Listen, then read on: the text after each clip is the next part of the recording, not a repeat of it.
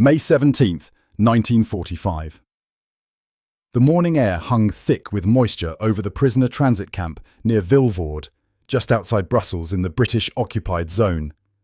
32 women sat on wooden benches inside a canvas tent that smelled of damp earth and disinfectant.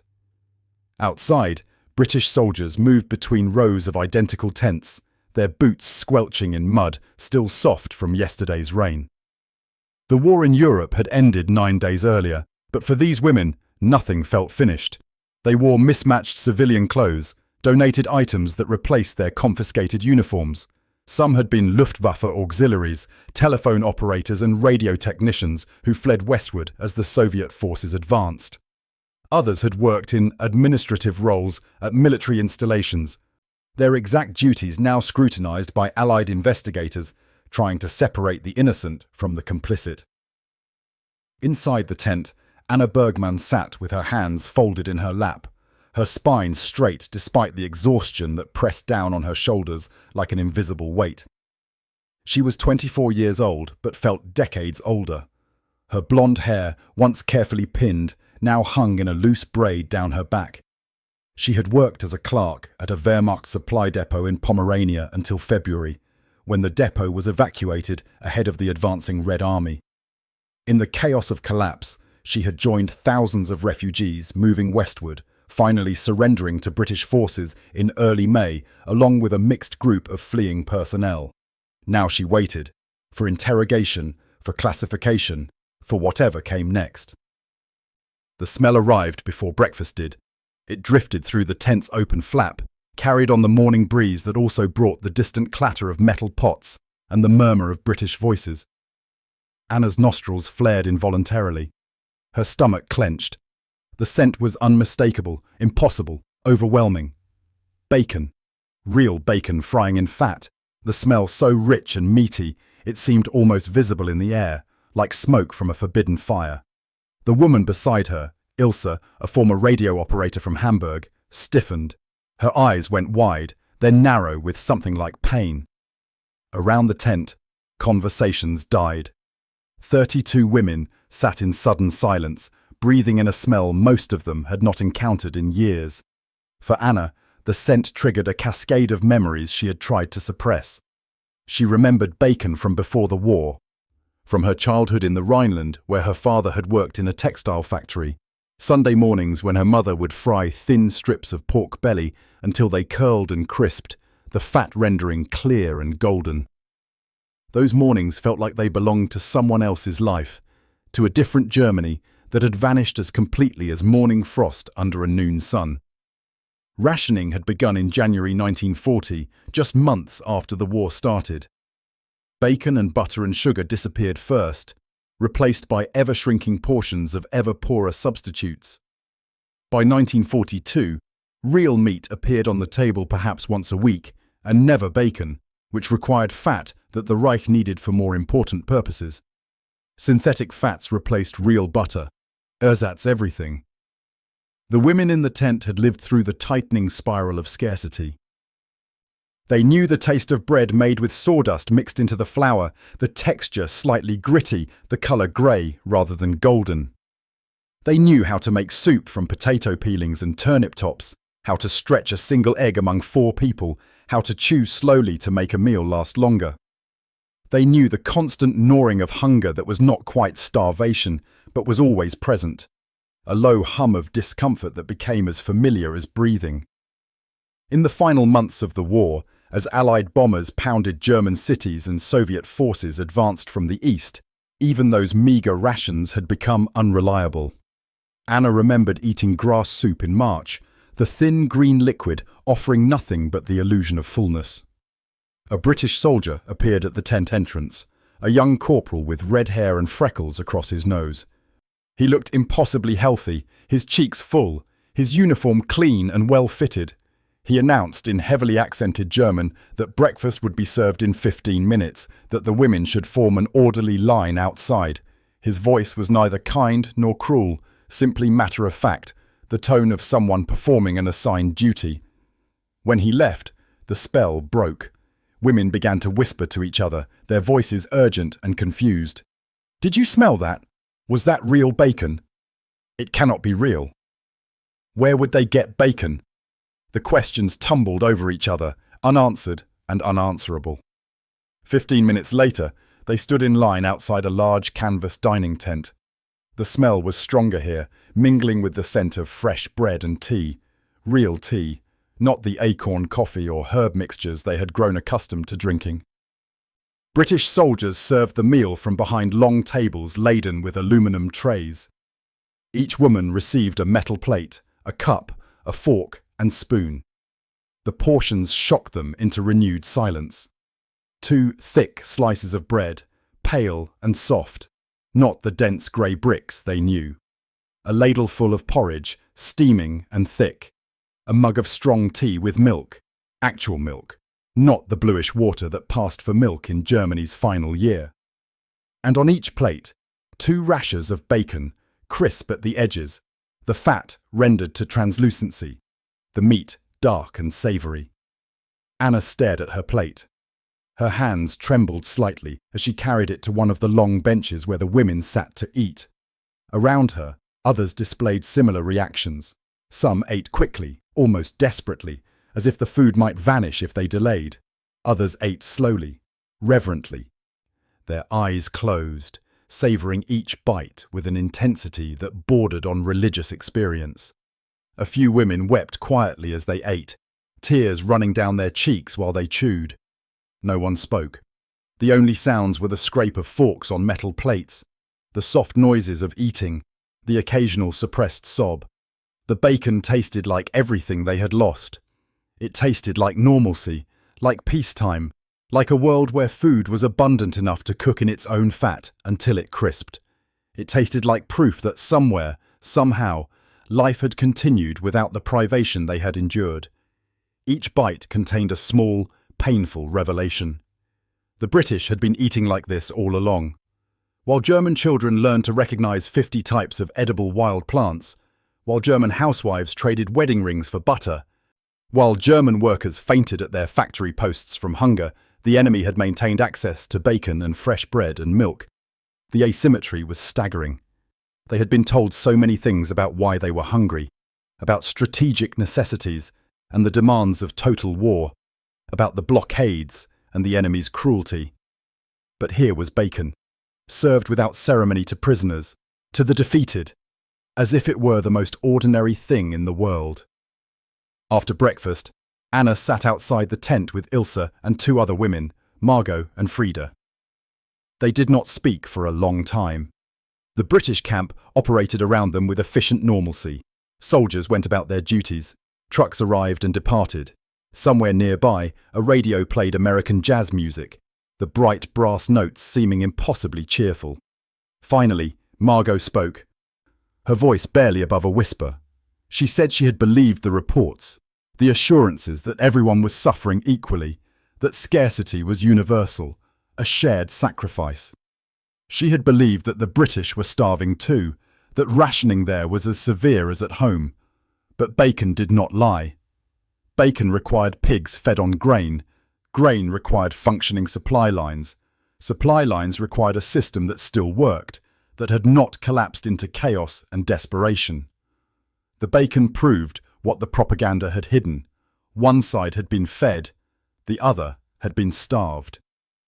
The women learned more in the following days as they awaited their processing and release.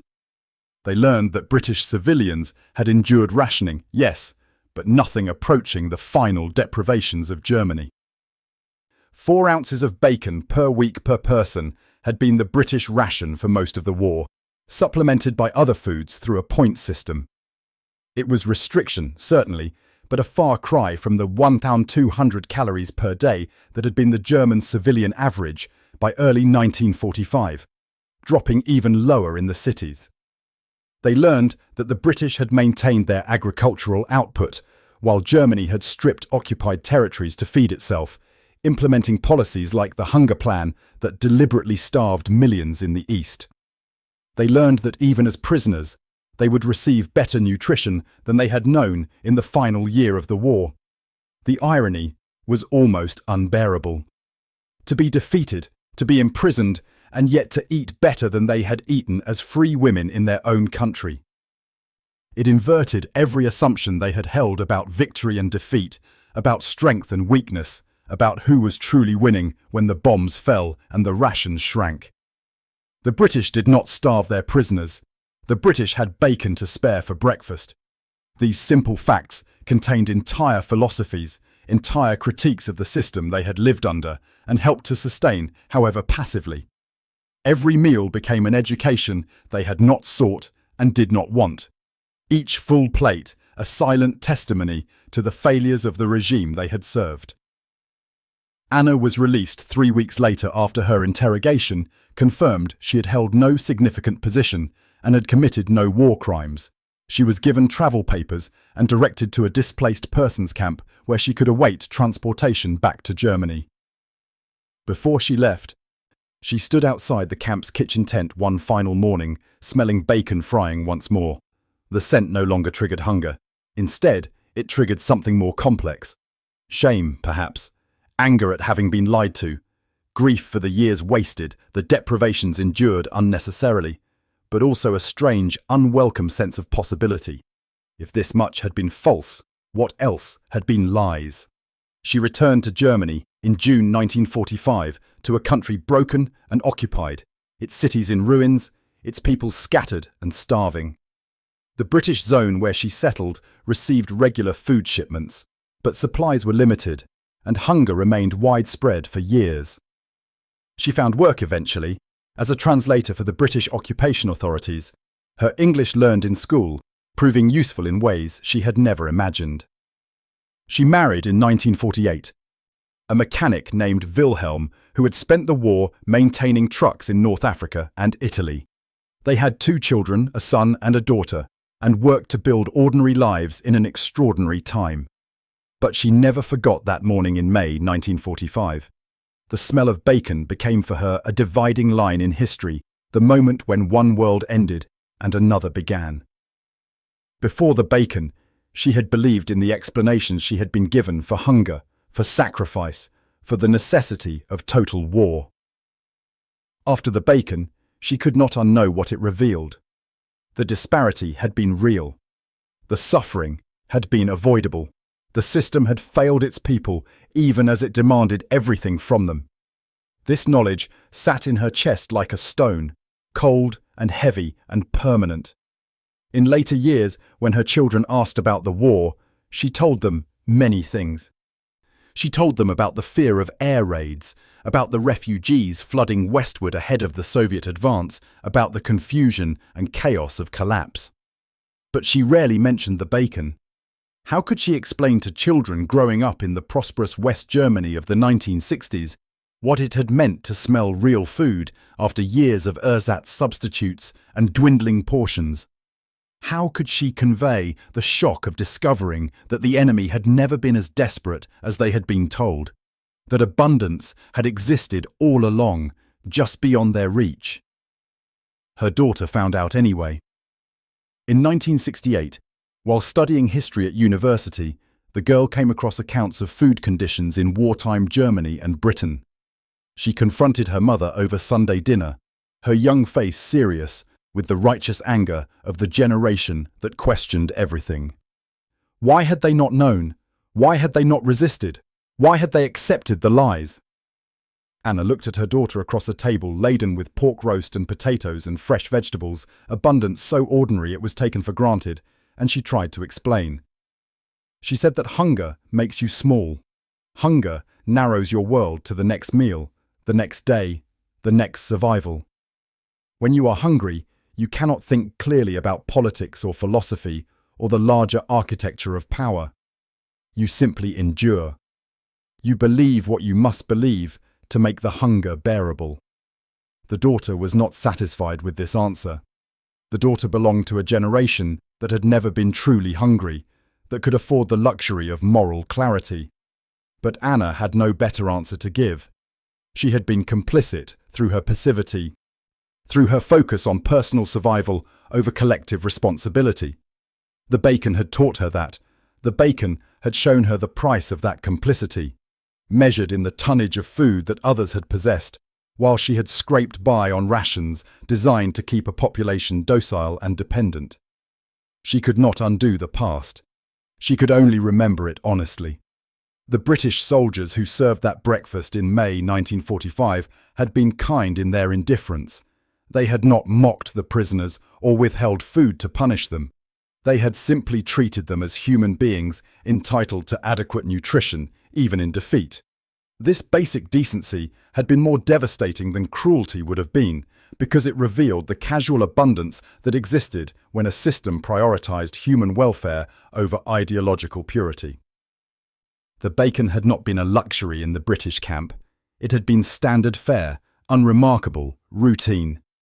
That ordinariness contained within it an entire critique of the extraordinary measures, the total mobilization, the endless sacrifice that had defined German life during the war years. Anna died in 1987, 2 years before the Berlin Wall fell and Germany reunified. In her final years, she watched the Cold War unfold, seeing Germany divided between two competing systems, each claiming to offer the path to prosperity and justice. She remained skeptical of grand ideologies after that morning in May 1945. She believed in small things instead, in adequate food, in honest work, in treating people, even enemies, with basic dignity. These might seem like modest principles, but they were the lessons the bacon had taught her. The smell of breakfast frying had been an olfactory education in the difference between propaganda and reality, between what a system claimed and what it delivered. The other women from that transit camp scattered across the new Germany, each carrying her own memories of that morning, each processing the experience in her own way. Some, like Margot, became active in reconstruction efforts, determined to build a society that would never again starve its people in pursuit of impossible dreams. Others, like Ilse, emigrated, seeking fresh starts in countries untainted by recent history. A few refused to speak of the war at all, sealing away those memories in silence. But all of them, whether they acknowledged it or not, had been changed by that breakfast, by the revelation encoded in the scent of frying bacon. In historical terms, their experience was minor, a footnote to the larger story of defeat and occupation. They had not been concentration camp victims or resistance fighters. They had not shaped policy or commanded armies. They had been ordinary women caught in extraordinary circumstances, trying to survive a collapsing system. But their shock at smelling bacon, at discovering that basic abundance had existed beyond their reality, spoke to a larger truth about the war and its aftermath. It spoke to the costs of total mobilization, to the ways authoritarian systems create artificial scarcity to maintain control, to the propaganda that convinces a population that shared suffering is universal when it is actually highly selective. The smell of bacon was, in the end, the smell of freedom. Not political freedom, not yet. Not in the transit camp where they were still prisoners awaiting processing, but a different kind of freedom.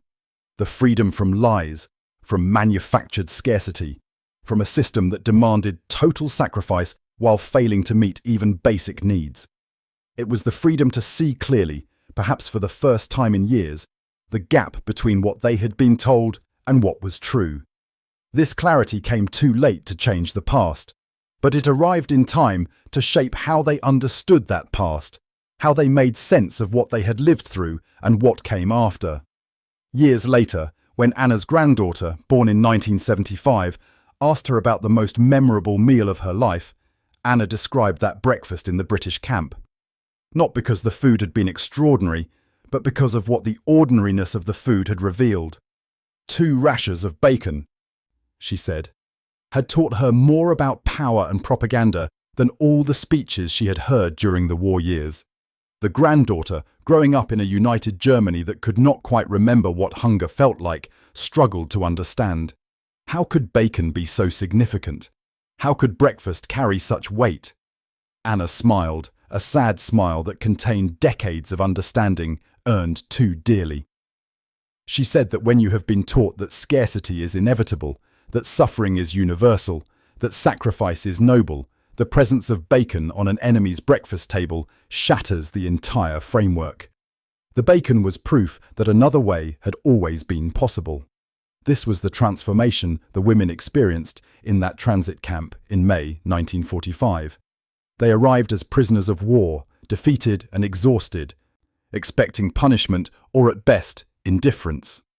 They left as women who had glimpsed the machinery of their own subjugation, who had smelled the evidence of paths not taken, of choices made by a regime that had prioritized conquest over the welfare of its own people. The bacon was not just food, it was information. It was revelation. It was the scent of what had been withheld, and why, and at what cost.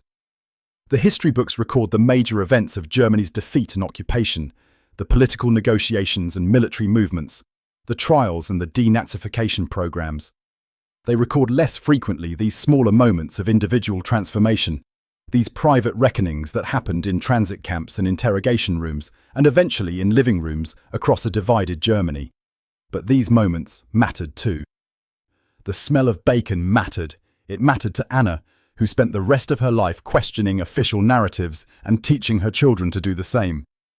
It mattered to Ilse, who became a schoolteacher in Canada and made sure her students understood that scarcity could be manufactured, that hunger could be weaponized, that what a government says and what it does may be very different things. It mattered to all the women who sat in that tent in May 1945, their stomachs full for the first time in months, their minds beginning the long, painful work of reassessment. In the end, perhaps, this is what defeat means on a personal level. Not just the loss of a war or the collapse of a government, but the disintegration of the stories we tell ourselves to make our circumstances bearable. The women in that camp had told themselves many stories during the war years, stories about shared sacrifice, about strategic necessity, about eventual victory that would make current hardships worthwhile. The smell of bacon destroyed those stories in an instant, revealed them as the fabrications they had always been. This was liberation of a sort, though it felt more like vertigo, like falling through a space where solid ground had suddenly disappeared. They learned to live in this new reality, these women. They learned to navigate the occupied zones, to adapt to new systems and new authorities, to rebuild lives from the rubble of the old world. Some thrived in the post-war order, others struggled. All of them carried the memory of that morning when the smell of frying bacon had announced that everything they had believed about their struggle, their sacrifice, their place in history was more complicated and more painful than they had known. The scent had been a message transmitted across the barriers of language and conflict, a communication more direct than words. It had said, "You were lied to. You suffered unnecessarily. Another way was always possible." This is what remained decades later, long after the camps were dismantled and the occupation zones became sovereign nations again. The memory of that smell, that revelation, that moment when hunger met abundance, and the contrast illuminated more than 1,000 speeches could have done. The bacon had spoken the truth that propaganda had concealed. In the architecture of memory, in the personal histories that these women carried with them through the remainder of their lives, that breakfast in May 1945 occupied a central position, a before and after moment that divided their understanding of the world into distinct eras. Before the bacon, there had been one version of reality. After the bacon, there could never be such simplistic certainty again. And so the story ends not with grand conclusions or sweeping historical judgments, but with this. 32 women sitting on wooden benches in a military tent, eating bacon and bread, while the morning sun rose over a continent emerging from years of darkness. They ate in silence, each woman alone with her thoughts, each processing the shock of fullness after long hunger, each beginning to understand what the presence of this ordinary breakfast might mean.